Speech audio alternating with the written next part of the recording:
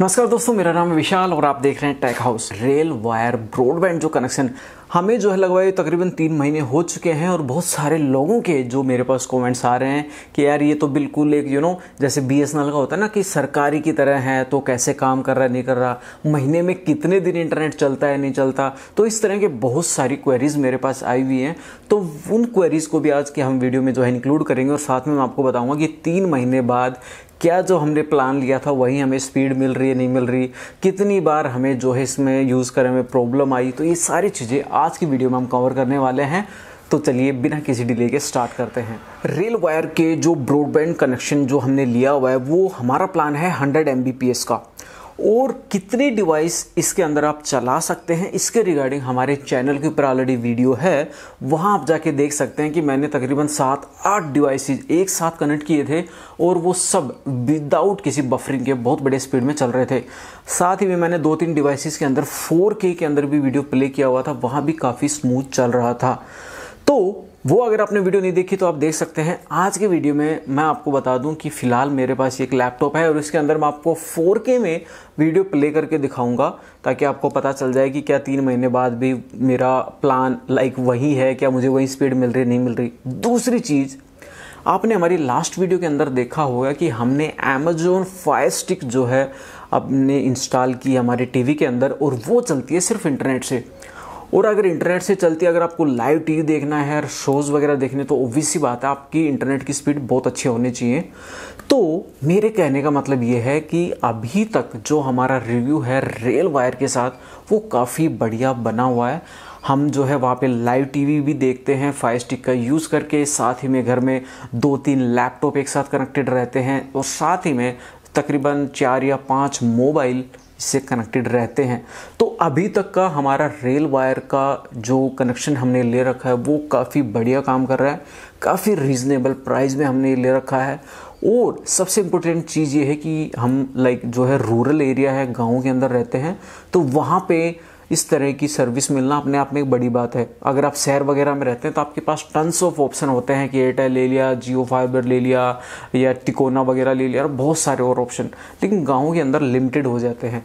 तो मैंने एक्चुअली ये तो बता दिया कि क्या बढ़िया है। अब चलिए बात कर लेते हैं कि हमें महीने में तकरीबन कितनी बार प्रॉब्लम्स आ जाती हैं, यानी कि इंटरनेट नहीं चलता। तो अगर एक ऑन एन एवरेज बताऊं तो तकरीबन 2 से लेके 4 दिन का टाइम महीने में ऐसा होता है कि जब इंटरनेट डाउन रहता है, या कई बार तो ऐसा होता है कि बिल्कुल आउट हो जाता है, बिल्कुल ही नहीं चलता। और मैं ये कहूँगा कि ये प्रॉब्लम जब मैं गुड़गांव के अंदर था तो हमने एयरटेल का ले रखा था, वहाँ भी महीने में तकरीबन एक बार का रेशियो तो था कि एक दिन वो प्रॉब्लम आ जाती थी कि डाउन होता था। क्योंकि कई बार क्या होता है ना कि कई पर्टिकुलर जगह कोई खुदाई चल रही है या कोई कुछ है या कनेक्शन हट गया, तो वहाँ पे डाउन हो जाता था। रेल वायर के साथ तकरीबन 2 या 3 दिन ऐसा हो जाता है महीने में कि वो बिल्कुल आउट हो जाता है। तो ऐसे केस में हम जो कनेक्शन प्रोवाइडर है उनको कॉल करते हैं, तो ऑब्वियस सी बात है वो गाँव के अंदर है और एक ही बंदा हज़ारों कनेक्शन संभाल रहा है। उसमें होता ही है कि आज हमने कॉल किया तो तकरीबन 24 घंटे के अंदर, यानी कि कल तक, यानी 1 या 2 दिन के अंदर वो रिजोल्व कर देता है। लेकिन कहने का मतलब यही है कि 30 डेज़ हमारा अप नहीं रहता है, 2-3 दिन जो है रेल वायर का कनेक्शन डाउन हो जाता है। लेकिन अच्छी चीज़ ये है कि हमने जो प्लान ले रखा है 100 Mbps का, तो हमें तकरीबन उतनी स्पीड हमेशा मिलती ही है।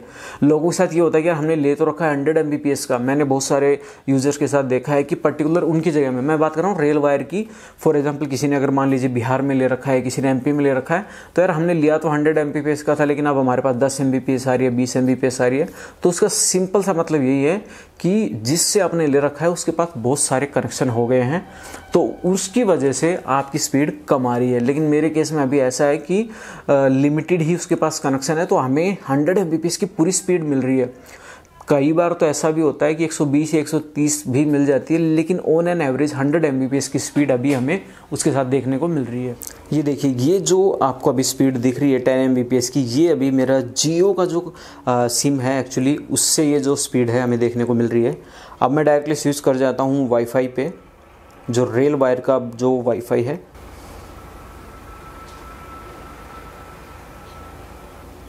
ये स्पीड जैसा कि मैंने बताया कि हमें 100 Mbps तो अराउंड बड़े आराम से देखने को मिल जाती है, लेकिन कभी कभी 120-130 भी पहुंच जाती है।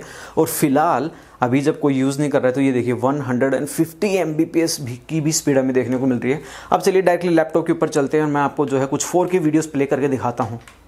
ये वीडियो हम स्विच करते हैं 4K में, ये देखिए 21604p आ रहा है मेरे पास, और अब हम कर देते हैं इसको फुल में।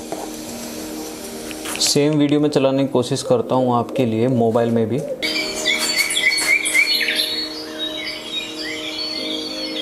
यहाँ भी इसको 4K में स्विच कर देते हैं।